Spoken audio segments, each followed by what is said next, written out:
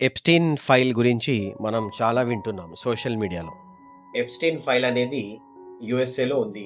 And Epstein ఏదైతే ఒక వ్యక్తి ఉన్నాడో ఎప్స్టీన్, ఆయనకి సంబంధించిన ఆ ఫైలు మరియు అందులో ఆ ఫైల్లో ఉన్న ప్రపంచంలోనే సుప్రసిద్ధులైనటువంటి వ్యక్తుల పేర్లు ఉన్నాయి. ఎప్స్టీన్ ఏదైతే ఐలాండ్ కొనుక్కున్నాడో అమెరికాలో 75 ఎకరాల్లో, అక్కడ అంటే విచ్చలవిడిగా అంటే హ్యూమన్ ట్రాఫికింగ్ చేసి, సో ఎఫ్స్టీన్ ఫైల్ వచ్చేసి ఇందులో 35 లక్షల పేజీలు, 18,000 వీడియోలు.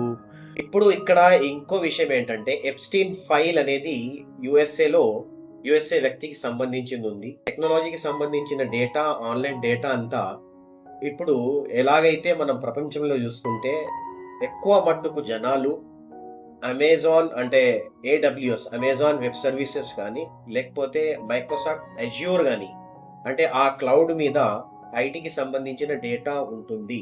అంటే అమెరికా ఎప్స్టీన్ ఫైల్ని అంటే ఓపెన్గా ప్రపంచానికి తెలిసేటట్టు అన్ని పేజీలు అంటే 35 లక్షల పేజీలు అన్నీ విడుదల చేస్తుందా లేదా అనేది ఇది ఒక ప్రశ్నార్థకమే అని నేను అనుకుంటున్నాను.